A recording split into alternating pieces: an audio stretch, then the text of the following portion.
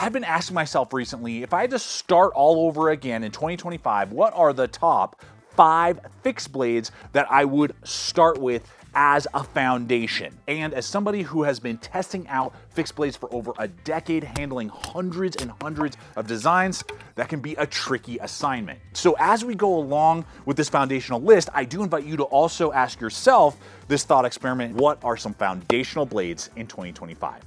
If you're new to the channel, welcome. I'm Aaron. This is Gideonstactical. Let's dive in. Now, there are 5 applications that I'm looking for these knives to be able to accomplish, including combat, chopping, camping, bushcraft, and everyday carry. And there are some legacy designs that are super tried and true, but a few that you've never even seen here on the channel before. And the first one that we're gonna look at is combat. And this blade I bought on a whim about 2 years ago, and I'm just like, why did I not do this sooner? And it is the Cold Steel KOBUN. The Cold Steel KOBUN is the foundational combat knife in my 2025 brain exercise. And there's a reason for that, guys. And it has hedged out so many other excellent blades for a few reasons. One, it is so fast and so quick in the hand. With the 5-inch blade, gives you a lot of real estate, hollow main grind, but with a saber main or flat main tip, giving excellent piercing strength, but great slicing capability. And I feel like the trap that we often fall into with these type of knives is that we just focus on pure strength and durability, but in so doing, we can often sacrifice the other aspects that we actually want the knife to accomplish. And that is why I have evolved towards preferring the KOBUN over many other more durable knives in the combat utility realm. The KOBUN itself weighs 4.5 ounces, 6.5 with the sheath. The footprint is very light, very small, so it's gonna be very easy to carry it. And if I carry it more frequently, it means I'm gonna use it and have it on me when I actually might need it. And then the thinner stock and blade geometry is gonna be far superior, less sawing, less difficulty and pressure cutting through different materials. The piercing point is going to penetrate much deeper than most other thicker, broader, beefier blades. As I was beginning to do some research, I discovered that in Operation Jawbreaker, which was the CIA's first on-ground mission in Afghanistan after 9/11, several of the guys on deployment, of all the blades that existed at the time, chose the Cold Steel KOBUN. And as I have begun to use this more and more, I see and understand why. It's got a 90-degree spine, so I could start a fire if I had to. The polymer sheath just seats the blade so nicely. And I think they're currently like $50. They have now some new color options, and they even have the Lynn Thompson drop point S35BN. I think this is like number 9. This is a limited run, but these are still available. They need to make this blade shape. This blade shape is so amazing. They need to do this with the AOS 8 version as well. But there are some of these still floating around available if you want to score one of those. But the KOBUN still has plenty of durability, but I have opted for speed and precision over bulk and strength. And that's going to be something that you're going to have to decide which preference do you have in your combat utility knives. I'd love to know, so leave a comment below. And make sure to stick around because I am approaching 2 of these categories in a unique way that I never have before that may send you for a loop. Now, for real with ourselves, camping is probably the main application for 90% of us on where we're going to actually be using a fixed blade, regardless if it's a multi-day backpacking trip in the high country or just building a campfire in the backyard for the kids to roast marshmallows. Well, my foundational camp knife to restart in 2025 would have to be the 5 Max Pocket. It's a pocket knife. Just for kicks and giggles, I said this is not what I would start with, but if they made a fixed blade version, it might be. Cold Steel needs to make a fixed blade version of this blade, maybe proportional, lies the handle a little bit. This is more capable than half the fixed blade camp knives I have. 5-inch blade, this thing is bananas. But in all reality, a fixed blade is always gonna be more reliable. And so I'm gonna share with you in just a moment what that pivotal kind of linchpin, 2 on either side, fixed blades, that I would use in most camping applications. But before we do that, I do invite you to like and subscribe. Make sure to hit the bell icon so you can be notified every week when I put up new videos just like this. And it's a balmy 7 degrees back here at the woodpile while I'm hanging with you guys. And what helps keep me warm when I'm out here testing out gear and equipment is having the proper apparel.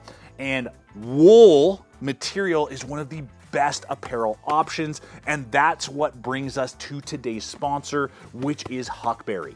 Huckberry carries a full range of wool apparel for any environment, regardless if it's almost 0 degrees out or if it's midsummer and you need a base layer. Regardless if it's their proof merino 72-hour t-shirts and long sleeve shirts, I happen to be wearing the long sleeve as my base layer today, or something like their heritage wool jacket that I have on right now that is easily, with just that base wool layer, able to shed off not only these cold temperatures, but the little dusting of snow. And their wool blend beanies, their wool lined trucker jackets, and that's just the tip of the iceberg. So there's so many options that are available. And so I'm gonna have a link popping up here as well as in the description box below over to the Huckberry website. So you can really start exploring what options are available for your particular environment and scenarios so that you can stay better prepared on all of your adventures. And speaking of adventure, let's get back to that linchpin design in a camp knife. And I would have to say that foundational tool is the LT5. This is a collaboration with TJ Schwartz and myself. Yeah, it is an honor. TJ had the design and he said, hey man, would you work with me? I really want to get your feedback. And we went through some iterations and things like that to really hone and fine tune the model. He was willing to put me on, his site as one of the contributors, to making the design, and I just much appreciate it. And I really feel like he, and then collaboration with me, we really have been able to come up with something that is really hard to find in the market when we're talking about a camp knife, and let me explain why. The first and foremost is the 5-inch blade. You're going to get an excellent weight, right around 10 ounces, maybe even a little less than that if I remember correctly. Very broad, high grind, saber grind. So that's exactly what you look for in a camp knife. You got good geometry for a strong tip, 90-degree spine, so you can throw sparks, scrape wood, do all that. And it's really the stock thickness in combination with the grind. We're talking about 5/32 here. That is an awesome, in my opinion, and preferred thickness if you can on a camp knife. And because of that, and you may be like, well, why is that? Well, it's gonna far and away out-cut blades like a Becker BK2. It's just gonna be able to do feather stick making, notching, carving, food prep, cordage cutting, all of those things, just the general utility of camp. It's going to far and away surpass that because the stock is thinner and then the grind is high. So those two things working together for cutting and what you actually do with a knife, it really performs well. But you may be like, well, yeah, but it's pretty thin. So can I like blast wood and split it apart? Can I, chop and whack on it and do what I need to? Well, that's where the steel comes into play. TJ chose A2 steel and rock weld it to 62 to 63 with a cryo treat. And what has happened is that the performance level is stunning in this blade. Not only in durability, which is what you want if you have a thinner stock, but also in wear resistance. The edge retention is excellent on this blade, but it's so durable. I'm so pleased with the durability, and those two things coming together, the combination of that allows you to have a thin, slicey blade but allow yourself to also have excellent durability. All the shoulders have been rounded, even with my wool-lined leather gloves. I got full real estate on there. Then you got that little bird beak, so you can get some wrist flick in action in there and do delimbing and shaping of wood, and being able to carry it in a Kydex sheath with excellent tension and a steel backer that's ambi with a leather belt loop that rides perfectly on your hip. So it is optimally designed to be carried around camp, and the level of durability, all those things, American made for under 200 bucks. You can customize, they do batches. I mean, the options of not only customization, American made, and then just what you get for under 200 is really, really hard to find in today's market. But I want to know from you guys, and I appreciate all the comments for those of you who have already picked up LT5s, what you've thought about it, good and bad. I always want to know, so appreciate the feedback, and give a shout out if you rock one of these, and let me know what you think. Always appreciate it. And with that, we're on day 2 of this concept video. the cold was so brutal, it iced out all of my batteries and I just couldn't finish. And today it's about 32 degrees, you know, freezing temperatures for those of you who use Celsius. And so it's a little easier on the camera and a little easier on me to complete this idea. And now for the exciting part, where I am approaching two categories from a completely different perspective, and so far I'm really enjoying the results. And it's a 2-for-1. I am approaching the idea of a bushcraft or woodscraft knife and a compact EDC in the same way. One tool to accomplish both tasks, and that tool, for me, if you were to ask me what currently, with the tools that I own and have used, what would I pick? It would be the REIFF Knives F3. Let me explain. The LT5 is a great camp knife. It has a lot more precision than many out there, but it's a pretty broad blade. So I need a tool to be able to get really fine notches, carving, really get up on the blade that's really thin and easy to manipulate in really fine cuts, and that I could use to maybe make like a little owl or a little crazy, you know, Easter Island guy or something like that if I'm just having fun around the campsite, or if I want to make some notches and very precise cutting tasks for a long period of time. So originally I was thinking of like, okay, some sort of Scandi, you know, 5 to 4.5 inch blade maybe, or something like that. And I've realized that I've been using this little F3 quite a bit for those type of tasks, and the more I've used it, because of how ergonomic the handle is, it's so full for such a little blade. It's right about 3 inches, maybe just a hair under full blade length, and then about maybe 2.7. This is the MagnaCut version. There's 3V versions, 90-degree spine, so I can scrape, I can throw sparks. You know, you definitely want that in a bushcraft knife. And I can just pinch it and grab it in so many different ways and feel completely in control all the way up to the tip.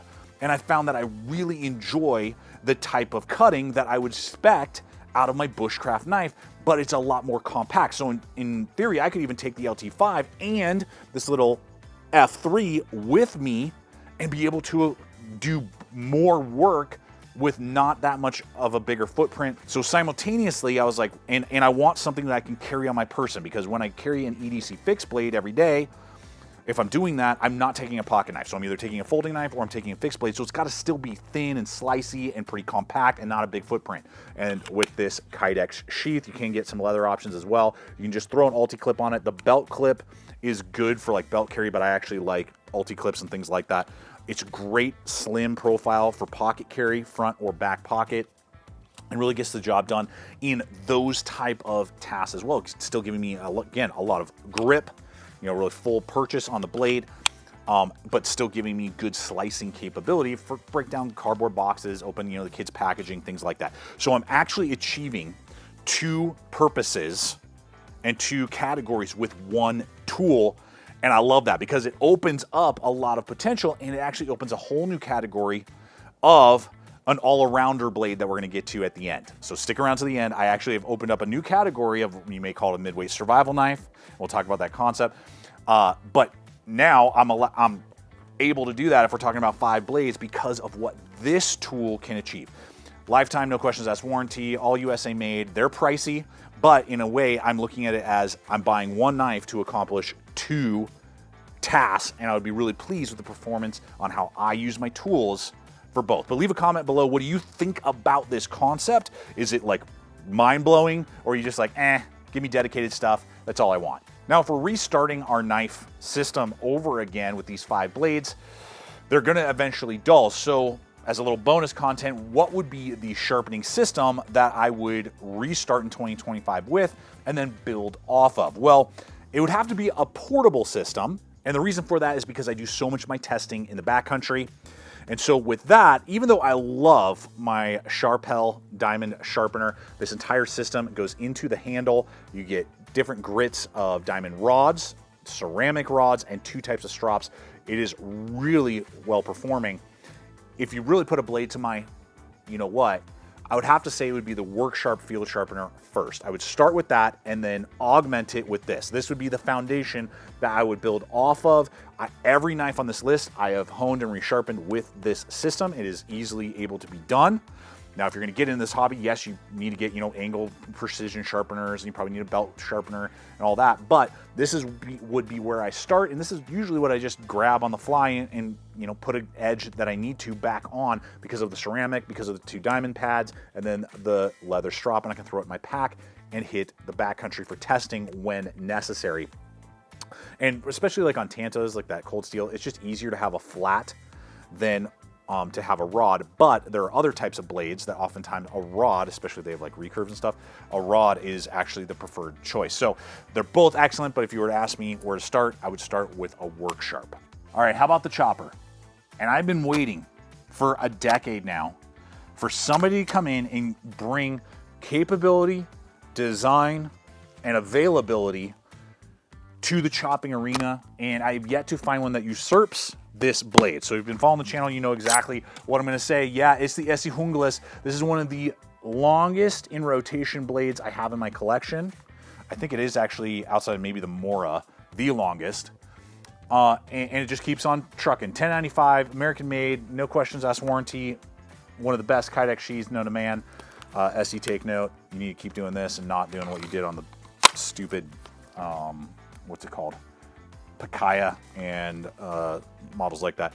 Anyway, I would love to see this in a CPM 3V variant. And it's not a perfect design. It needs a choil. And if they do that, I sure hope to God they put a choil on it, because it is slightly forward heavy. You can still get a lot of work, carving done with it. But for right around the $200 price point, it is literally the best chopper I have tested. There are other ones that have, maybe they're more powerful, but they don't just carve quite like the ESEE. Some, they perform really well on the fine stuff, but they're so fine that they don't really hit as hard as the ESEE. Some of them, they check a lot of boxes, but the sheath is garbage, and then you're spending, $100 to upgrade to a sheath of this size. Or it checks all the boxes, but they're very limited, and they only drop once or twice a year, and there's only a batch of like 100, and it's just really hard to find. So like if I just had to start from scratch, know that it's going to be there, and pick it up and have a chopper in the rotation, this is the tool in 2025 that would be the foundation that I would pick up some more. I don't use choppers quite as often as I used to, but that would be the pivotal and foundational tool. Leave a comment below on what yours is. I know there's going to be a lot of Becker BK9 fans out there that are pissed, but again, you got to upgrade the handle, you got to upgrade the sheath, you got to do all these upgrade crap, and I hate doing that.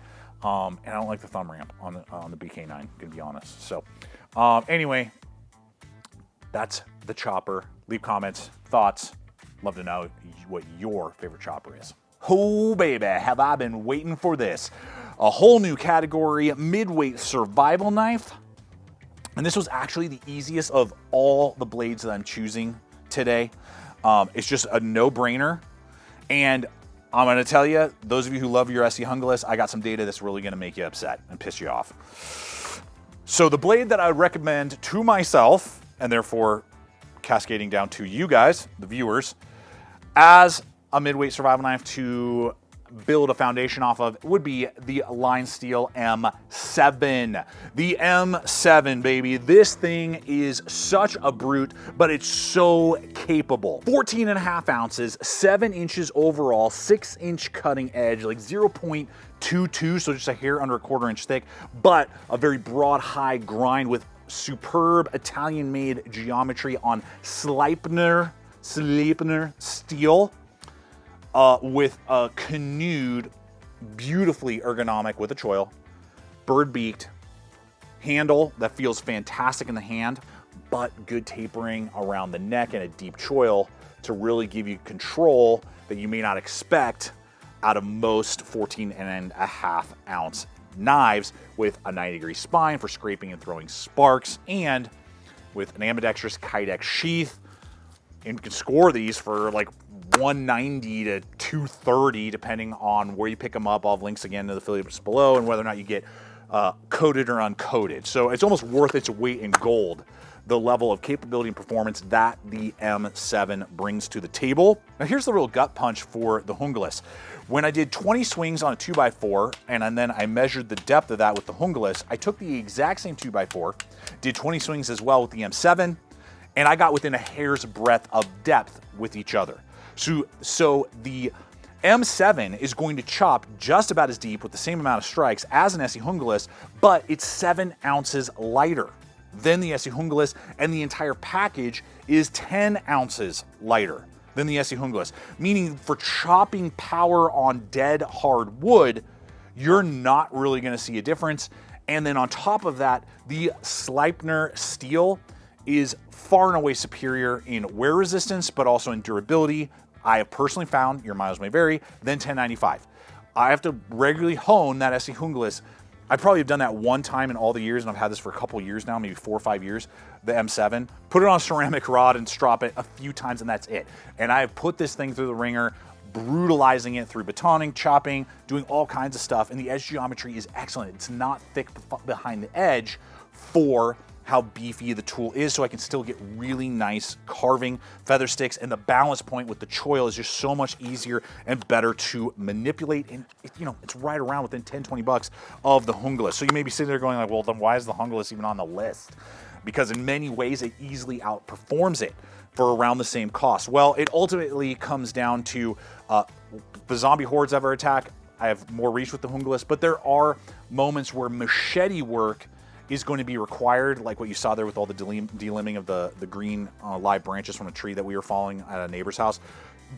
Tasks like that, the JUNGLAS will outperform the M7 just because it's more front heavy in weight, it's longer reach, and it has a thinner grind near the tip, so it just slices through that type of material. So true machete work, the JUNGLAS will outperform the M7, but in almost every other category, I take the M7. And ultimately, as a midweight survival knife, you have to decide, is that, it's a jack of all trades. It's great at many things, but it's good. I'll say it's good at many things, but it's not going to be great at any particular thing.